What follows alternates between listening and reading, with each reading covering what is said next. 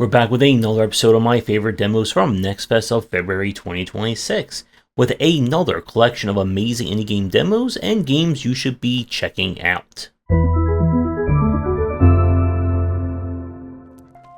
We're beginning things with the Ember Guardian.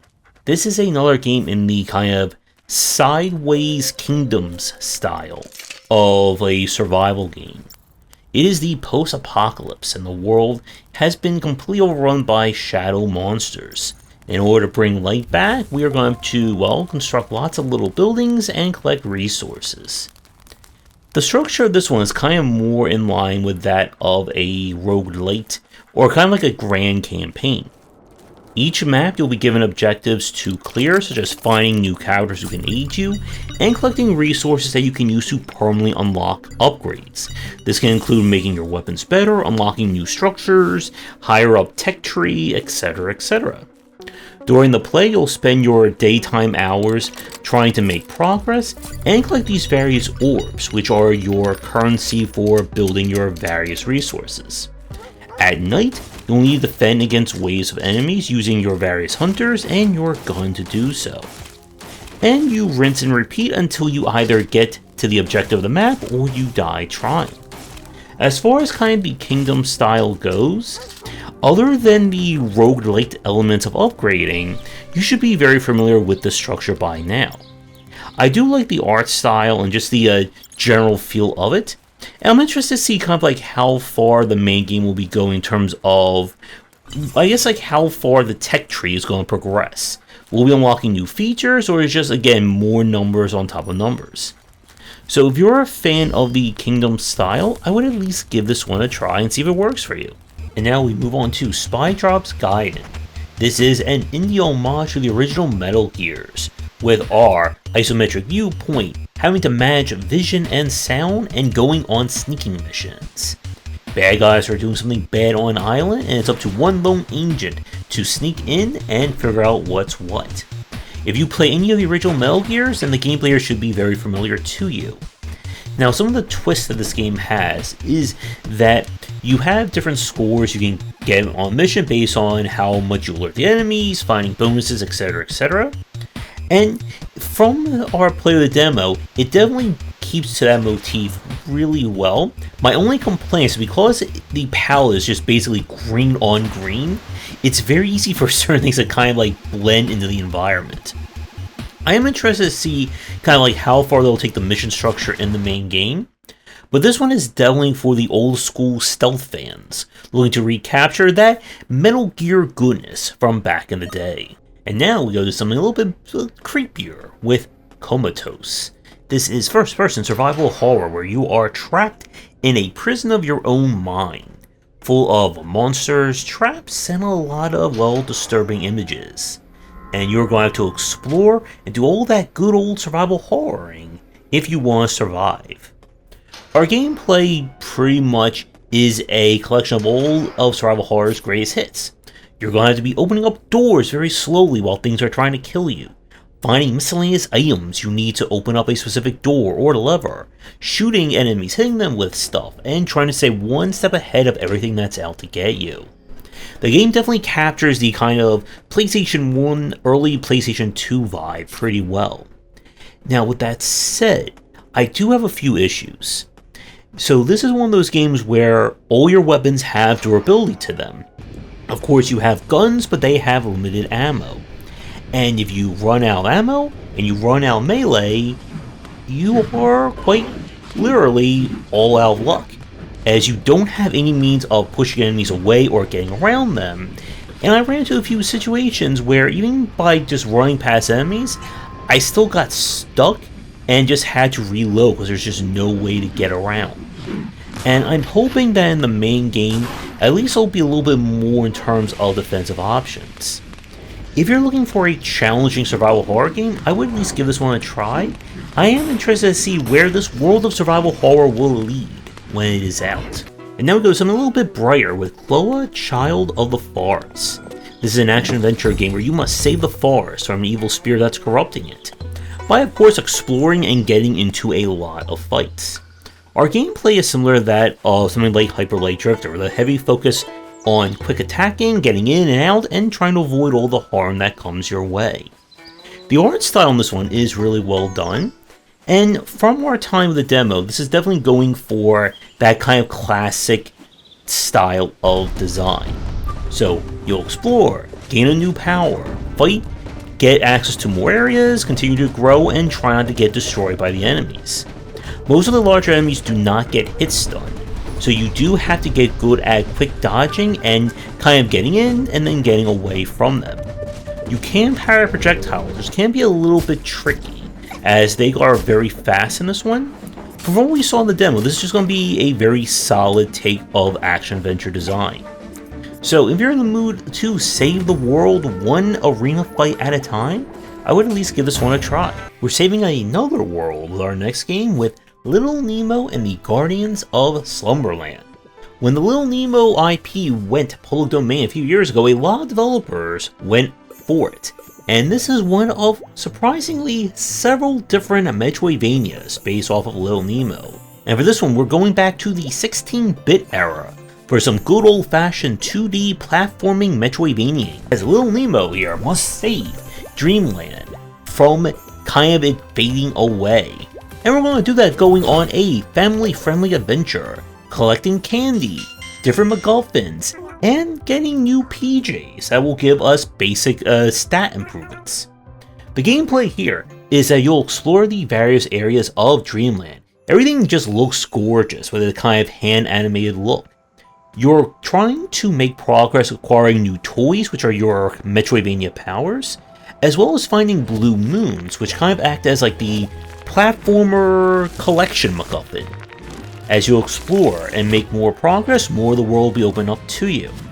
There is a kind of mechanic here that the longer you go at full health while still collecting health ups will rank things up and make things harder, but at the same time reward you with more candies and rewards to make it easier to get all the bonus goodies.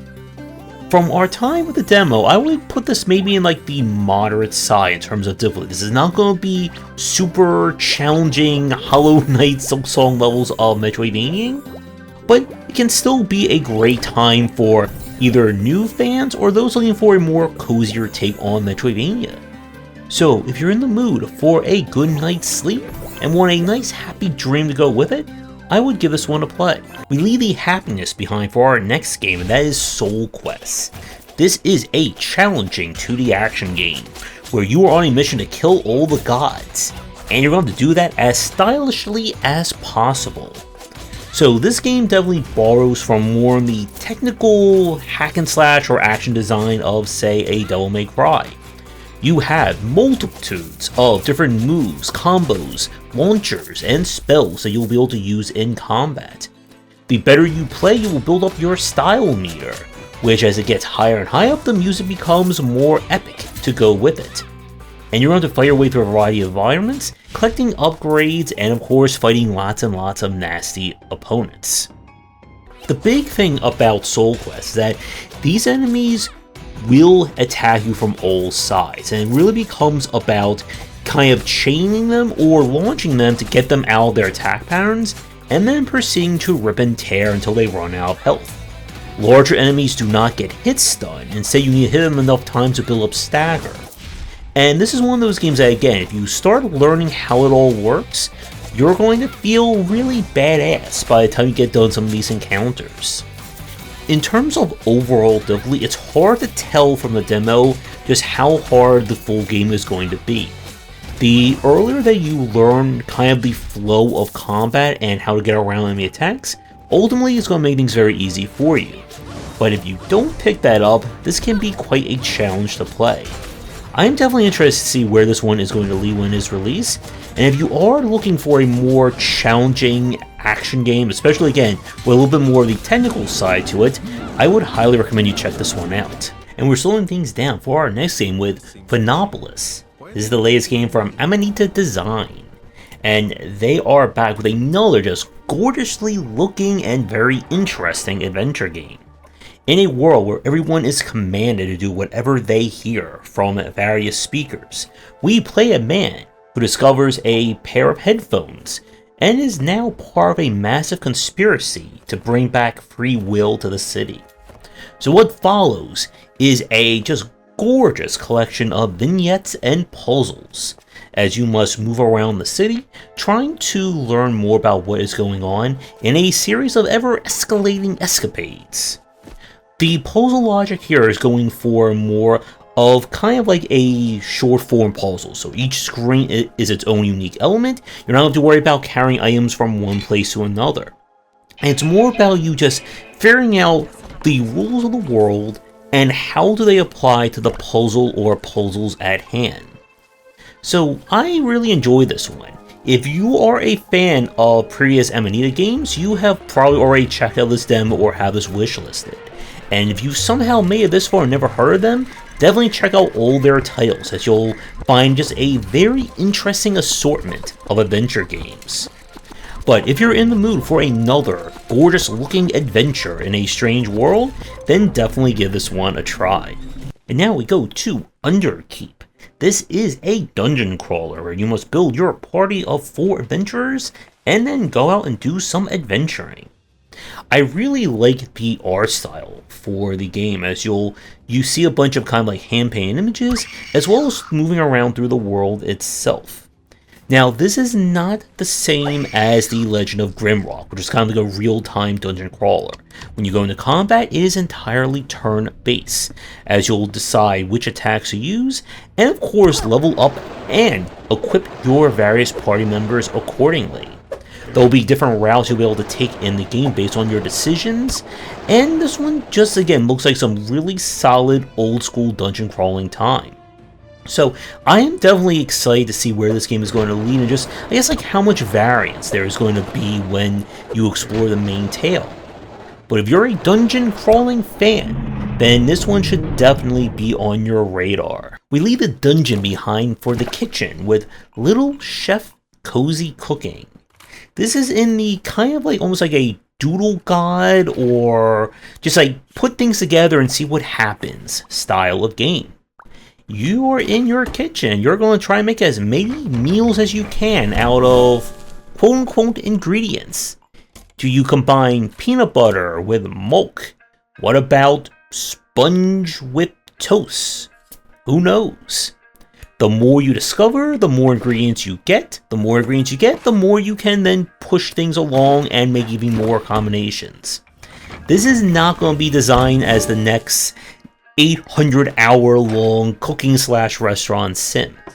But it was definitely delightful to play, and if you're in the mood to kill a weekend with some maybe kind of cooking, I would give this one a try. We leave the coziness behind for our next game with Besmirch.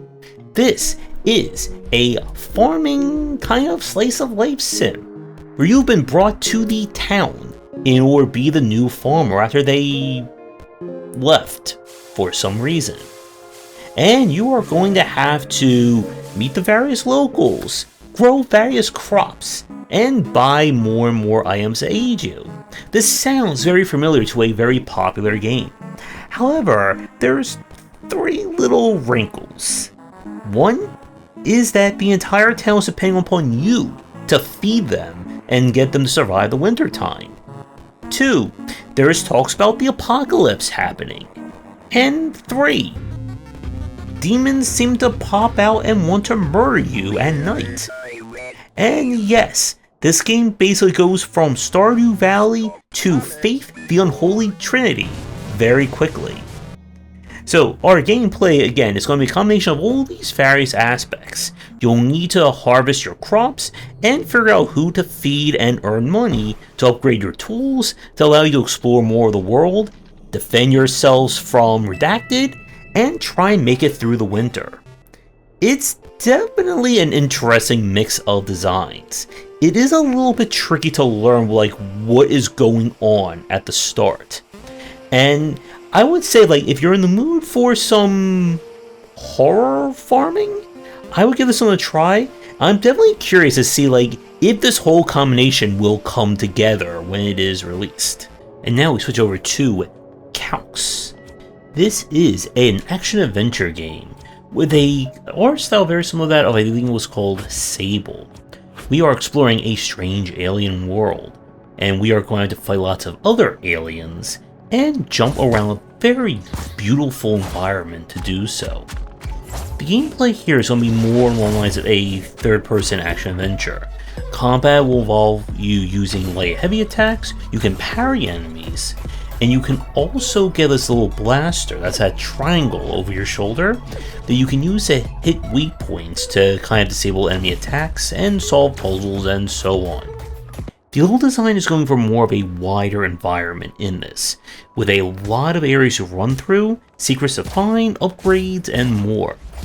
Now, we didn't get to see too much in terms of how many upgrades there'll be in the main game. Of course, there will be double jump, but I'm interested to see kind of how things will come together when it is released. So I would give this one a try if you're in the mood for, again, a third-person action-adventure with some very interesting environmental design. And now we go somewhere strange with Pluto. You play a magical wizard who has been put into space jail for wizard crimes, and your niece has invited you to their birthday. And to attend, you're going to have to break out and fight all the guards using your finger magic along the way. So this is a finger building roguelike. How this one works is you'll get access to different spells from what you start with and what you find during a run. Each spell has corresponding symbols that are attached to it. You need to move those symbols to your fingers in order to cast a spell. The fewer spells you cast during a turn, your non-spell casting fingers will kind of apply defense. You can have symbols overlap each other to cast more spells than what your 10 fingers can provide. And you must use your magic and your fingers in order to fight a variety of enemies. Now, modifiers come into play by attaching rings to, of course, your fingers, and these rings will change properties or affect things in various ways. Some may allow you to gain bonus damage, but you can only use your left hand. Spells cast with your pinkies do more damage, and other finger-related twists along the way. Art style is definitely something very interesting, as you can tell by the enemy designs. And this is certainly a very different take on the deck builder. Now with that said, this is one of those games where your turn's going to take a little bit longer compared to other deck builders because you have to really figure out what is the best combination of spells to fingers to symbols. And I was really enjoying this one. I know as I'm recording this that Slay the Spire 2 is already making lots and lots of waves, but if you're someone looking for a very different take on a deck builder, I would definitely give this one a try. And for the final game of today's showcase, we go to Divinum. We began with an action-adventure and we're going to end with one. When the evil empire invades an island where an untold power lies, we play as a guardian who must hack and slash their way, gain power, and try and save the day. This is just good old-fashioned action-adventure hacking and slashing. You have access to light and heavy attacks, and a big aspect of this one is hitting enemies enough times to stun them, which you can then do even more attacks and break them further. You have a parry as well, and everything about this one just felt really good to play. You have access to kind of a magic meter, that's the blue bar in the upper left, and of course, as you play through, you'll be able to activate different magics, gain various perks, and explore the world more and more. Now, I'm not quite sure how linear or open-ended the main game is going to be, but this one just was really solid to play. Once you learn to get the proper timing for your parrying, you are pretty much off to the races of juggling, launching, and just smacking enemies all over the arenas. Pixel art is also fantastic as well. So another just really solid action-adventure game.